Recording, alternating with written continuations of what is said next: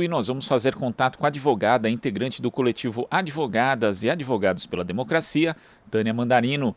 Bom dia, Tânia. Bom dia, Glauco, tudo bem? Tudo certo.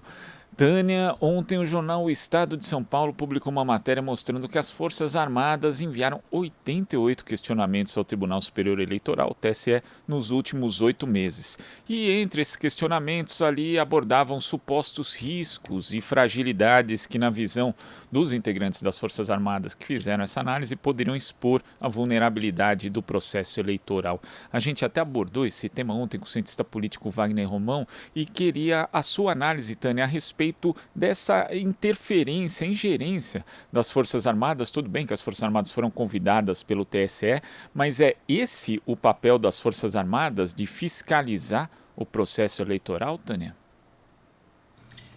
Faz tempo que nem as instituições burocráticas do país e nem os poderes estão cumprindo verdadeiramente seus papéis no Brasil.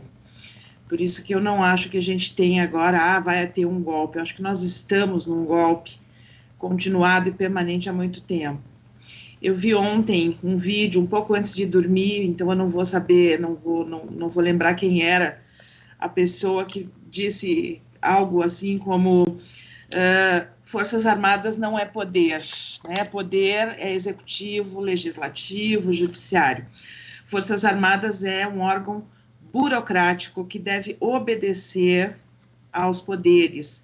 E aí a gente fica um pouco de medo de ouvir essa parte, né, Glauco? Porque a gente sabe que no Brasil uma parcela das Forças Armadas está obedecendo o Executivo Federal, que está aí num projeto de enfrentamento com outro poder da República, no caso o Judiciário, no caso mais especificamente o STF, e esse enfrentamento tem levado as pessoas a fazerem muitos questionamentos sobre, inclusive, uma hipótese de não termos eleições, uma hipótese de ruptura, de uma fratura institucional muito grande.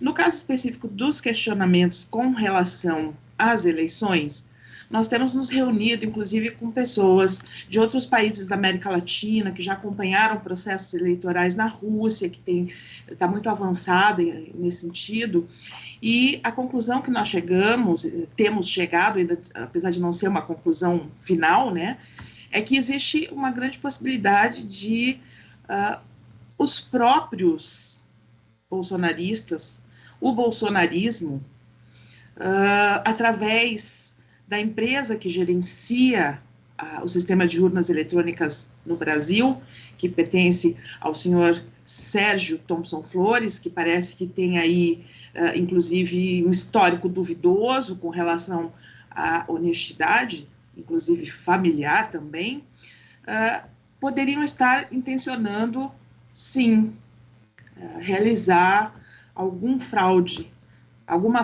desculpe, nas nossas eleições. E o jogo que eles estariam fazendo seria esse jogo inverso, de questionar para dizer que tem problema, 88 vezes as Forças Armadas, certamente a serviço de Bolsonaro, fazendo esse questionamento que não é seu papel, né, mas a gente já não está na normalidade democrática faz tempo, e para que eles mesmos possam eventualmente realizar alguma coisa ali e fraudar. E aí eles vão dizer, tá vendo? Nós avisamos, nós questionamos o TSE 88 vezes, porque agora vocês disseram que a urna era segura, que o processo eletrônico era seguro, é seguro e acabou. Nós avisamos antes, né, que poderia ter problema, e vocês atestaram a segurança do processo. A gente tem esse medo de que a gente embarque numa defesa muito visceral do processo eleitoral eletrônico no Brasil, quando, na verdade, ele realmente possa ser fraudado. E aí, depois de uma fraude, vão dizer, não, mas vocês deram um atestado, vocês passaram um recibo de que ele é perfeito.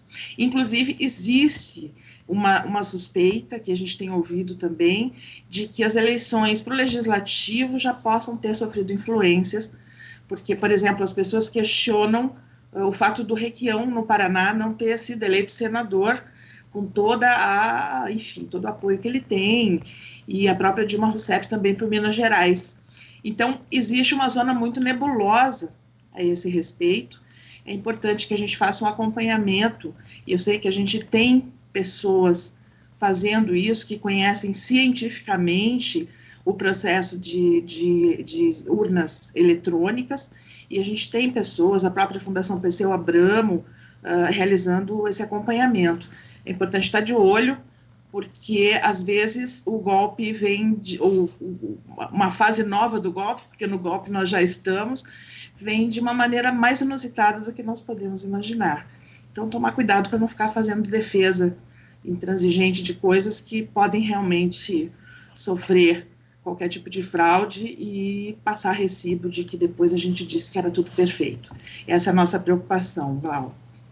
Agora, Tânia, independentemente dessa questão em si, tem a reação das instituições ao que as Forças Armadas têm feito, né? Porque, por exemplo, o Tribunal Superior Eleitoral agora vai franquear uma totalização de votos simultânea ao oficial, sendo que até 2020 os boletins de urna eles ficavam disponíveis para o público até 3 dias antes, agora a transmissão vai ser concomitante para o TSE e para a internet, que vai possibilitar, por exemplo, que consórcios de imprensa possam fazer apurações simultâneas em tempo real com o TSE.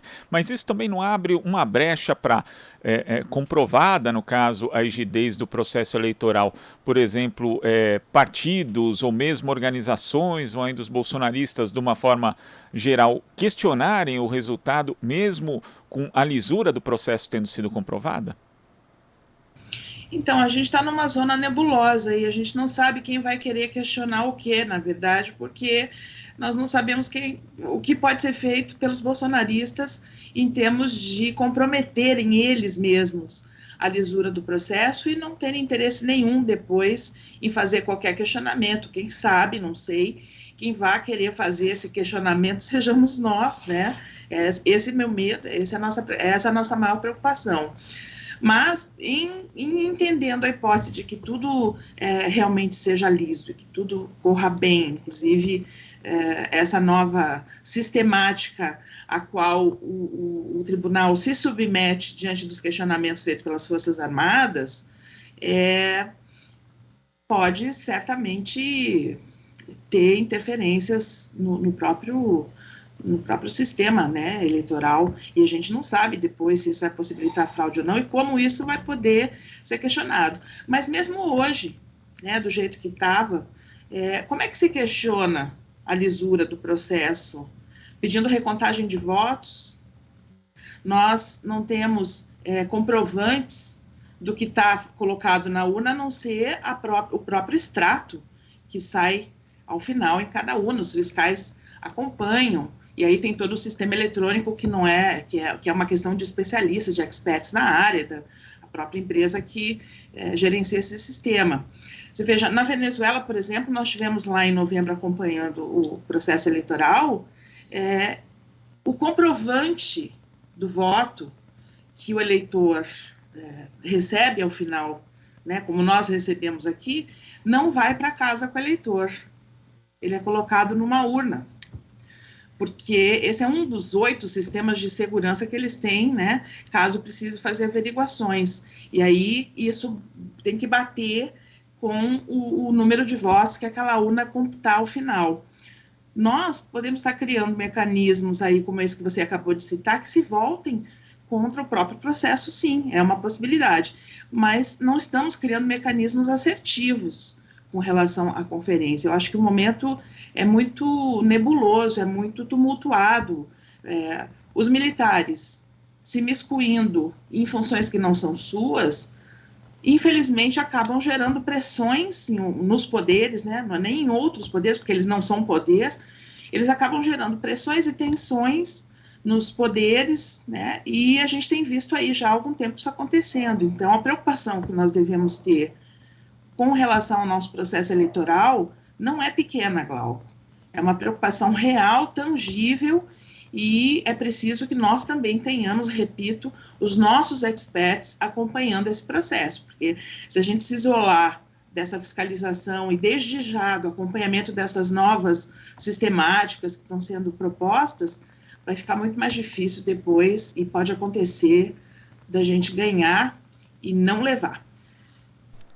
E Tânia, falando de outro tema aqui que infelizmente tem sido recorrente também nas nossas abordagens no Jornal Brasil Atual, ontem o deputado Daniel Silveira, do PTB do Rio de Janeiro, se recusou a receber uma notificação da nova ordem do Supremo Tribunal Federal para que ele se apresente em 24 horas e coloque uma nova tornozeleira eletrônica, já que ele não estava usando mesmo com ordem da Suprema Corte. E segundo o oficial, né, ele abordou Daniel Silveira ali na Câmara dos Deputados, mas ele se recusou a assinar um mandado informando que não tem que usar tornozeleira eletrônica porque ele recebeu o perdão da pena por parte do presidente Jair Bolsonaro. Como é que você vê mais uma atitude? E, de novo, né, eu até peço desculpa aqui a quem acompanha o jornal, porque deve estar pensando, mas vocês estão falando disso de novo? Mas a vigilância em relação ao cumprimento de decisões judiciais e da própria preservação do Estado Democrático de Direito tem que ser permanente e, infelizmente, a gente tem que abordar esse tema mais uma vez. Como é que você vê essa nova atitude do deputado, Tânia?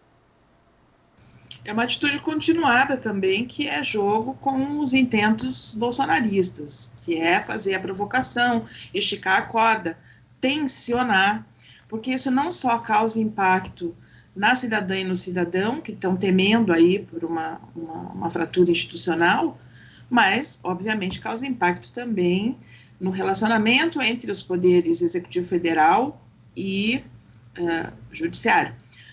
Não é bem a boca do Daniel Silveira que está falando, a gente sabe disso. Ele está se prestando desde o início, talvez, né? Desde quando foi eleito, ele já fosse um boneco de ventríloco escolhido pelo Bolsonaro, assim como tem muitos espalhados pelo Brasil para passar, comunicar os seus intentos, as suas provocações, as suas ilegalidades, os seus crimes. O Poder Judiciário tem a força. O Poder Judiciário tem a prerrogativa, a competência de fazer cumprir suas decisões através da força. Quando nós abrimos mão de usarmos nós mesmos a força um contra o outro para resolver as nossas questões, nós delegamos ao Estado de Direito, que tem os seus 3 poderes, que a utilize, que utilize a força, inclusive policial, para fazer cumprir suas decisões. Agora, a gente tem uma coisa delicada aí, que nós estamos falando de um parlamentar. E aí, nesse sentido, é importante rever a decisão do STF, que agradou, obviamente, porque a gente não aguentava mais ver aquele desafio, aquelas ameaças e nada, nenhuma atitude ser tomada, mas é de se questionar como é que começa essa decisão de cassação de mandato, condenação criminal, né, com inclusão até em um artigo, eu acho, da Lei de Segurança Nacional, pelo menos, outro não, de um parlamentar.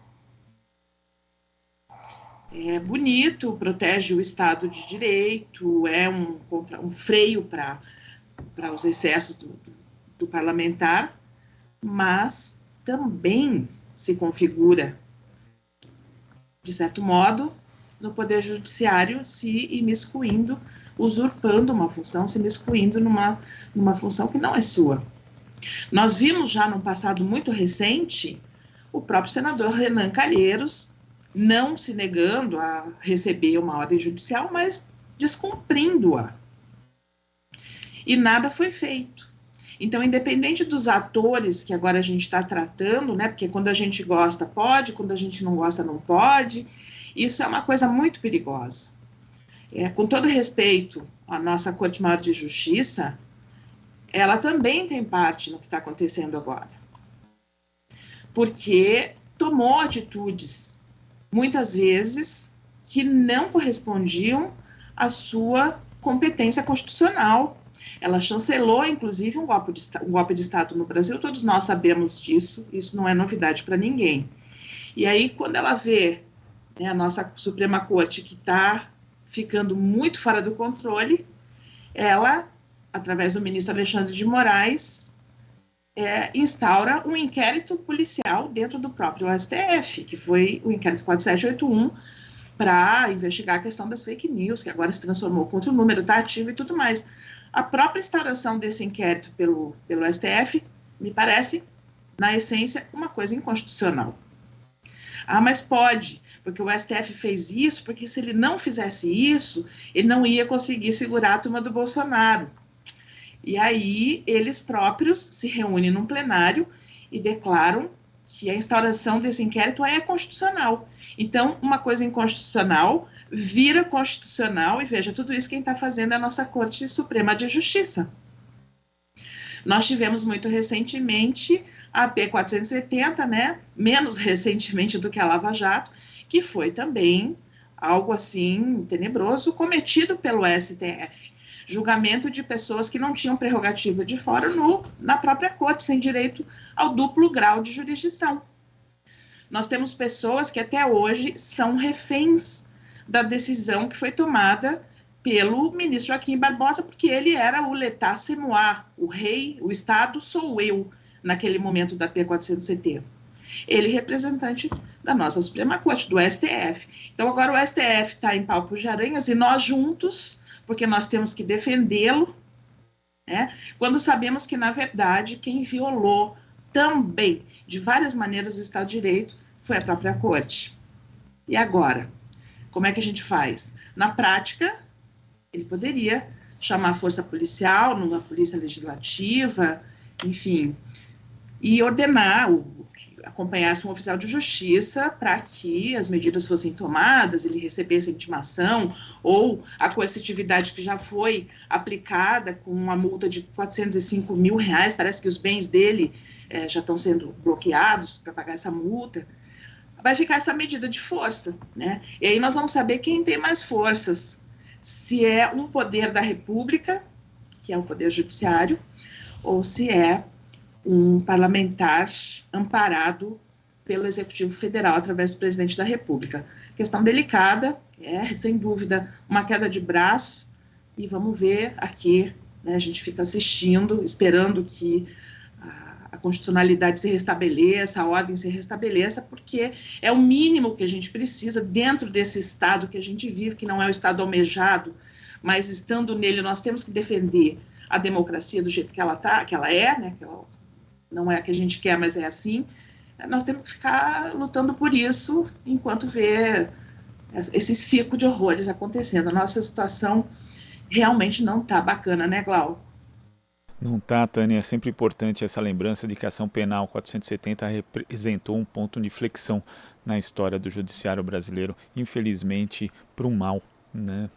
Tânia, muito obrigado pela sua participação aqui no Jornal Brasil Atual de hoje. Até a próxima. Obrigada, Glauco. Um abraço, até. Abraço. Conversamos aqui com a advogada integrante do coletivo Advogadas e Advogados pela Democracia, Tânia Mandarino. Você está ouvindo Jornal Brasil Atual. As notícias que os outros não dão.